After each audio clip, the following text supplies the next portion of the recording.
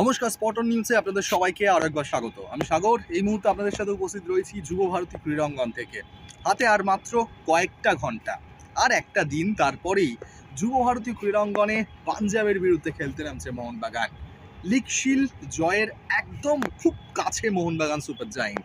মোহামেডানের বিরুদ্ধে দুরন্ত জয়, এখন মোহনবাগানের জয়রথ ছুটছে। তবে পাঞ্জাব শক্তিশালী দল।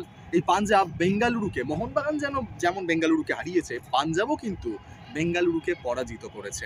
এদিকে অপরদিকে খালিদ জামিলের জামশেদপুর কিন্তু তত্তরি এগিয়ে আসছে, এফসি গোয়াকে তারা হারিয়ে দিয়েছে।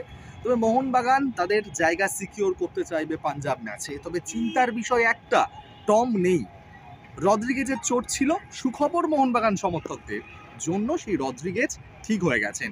আজকে অনুশীলনে একদম জমিয়ে বুট পায়ে অনুশীলন করেছেন রদ্রিগেজ। তবে আরও একটা চিন্তার বিষয়, আপুইয়া খেলতে পারবে না। টম যেমন এই ম্যাচে নেই, আপুইয়াও সেরকম নেই কাঠ সমস্যার জন্য।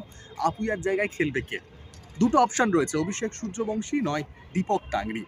দীপক টাংরি এখন দুরন্ত ছন্দে রয়েছে, সুতরাং হয়তো কোচের ফার্স্ট চয়েস দীপক টাংরি হতে পারে, কিন্তু বলা যায় না। যেহেতু পাঞ্জাব ম্যাচ কঠিন ম্যাচ, সেক্ষেত্রে হয়তো দীপককে সাবস্টিটিউট হিসেবে ইউজ করতে পারেন, সেক্ষেত্রে অভিষেককে আগে নামিয়ে দিতে পারেন কোচ।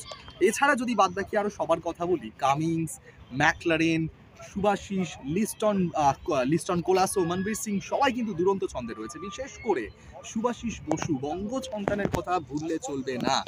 জেমি ম্যাকলারেনকে ছুঁয়ে ফেলেছে শুভাশিস, ছটা গোল করে ফেলেছেন দুই ফুটবলার মিলিয়ে, মোট 12টা। মোহনবাগানের এই মুহূর্তে হাইয়েস্ট স্কোরার হওয়ার অন্যতম দাবিদার কিন্তু ডিফেন্ডার শুভাশিস বসু। হ্যাঁ, ডিফেন্ডার বলছি, কিন্তু এখন ডিফেন্ডারটা শুধু শব্দ। শুভাশিস বসুর ক্ষেত্রে স্ট্রাইকার বললে ভুল হবে না। তিনি কিন্তু 6টা গোল করে ফেলেছেন। পাঞ্জাব ম্যাচে যদি আর একটা গোল করেন বা জেমিও যদি গোল করেন, সেখানে সমান সমান হবে। আর যদি জেমি গোল না পায়, শুভাশিস যদি আবার হেড থেকে বাজিমাত করতে পারেন, সেক্ষেত্রে কিন্তু মোহনবাগানের হাইয়েস্ট স্কোরার হয়ে উঠবে শুভাশিস। তবে নিঃসন্দেহে মোহনবাগানের সমর্থকদের জন্য খুশির খবর, টম না থাকায় রদ্রিগেজ কিন্তু পুরো সুস্থ হয়ে উঠেছেন, তিনি কিন্তু খেলবেন। তবে পাঞ্জাবের কোন দুই ফুটবলারের থেকে সতর্কতা অবলম্বন করতে হবে? লুকা মাচকেন রয়েছে, ভুলে গেলে চলবেন না। শেষ মুহূর্তে অঘটন ঘটানোর পুরো ওস্তাদ বললে ভুল হবে না। তার সঙ্গে রয়েছেন ভিদাল, আর্জেন্টাইনি ফুটবলার, তিনি কিন্তু চরম ফর্মে রয়েছে। এই ফুটবলার থেকেও কিন্তু সতর্ক থাকতে হবে। নোভোসেলিস রয়েছে।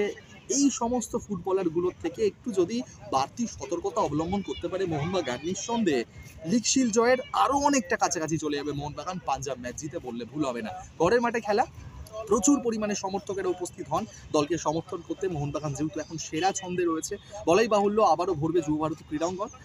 এবার দেখার বিষয় থাকবে যে কথাগুলো আমরা বলছি, রদ্রিগেজ পুরো ফিট, সেটা প্র্যাকটিস দেখে সেটাই মনে হয়েছে রদ্রিগেজ হয়তো খেলবেন। আপুইয়ার জায়গায় টাংরি না অভিষেক কী হবে, সমস্ত কিছু সলিউশন হাতে আরও একটা দিন রয়েছে, তারপরে ম্যাচ ডে কী হয় না হয় সমস্ত দিকে চোখ থাকবে। আপাতত কিন্তু এই গরম প্র্যাকটিস সেশন থেকে গরম আপডেট যেটা আপনাদের সঙ্গে শেয়ার করে নিলাম। মোহনবাগান সমর্থকেরা নিশ্চিন্তে ঘুমাতে পারেন যে ডিফেন্স, যেটা মোহনবাগান অনেক ভুল ত্রুটি ছিল, শুধরে একদম পাকাপোক্ত আশিস রায়, শুভাশিস বসু, দীপেন্দু বিশ্বাস সেরা ছন্দে পারফর্ম করছেন।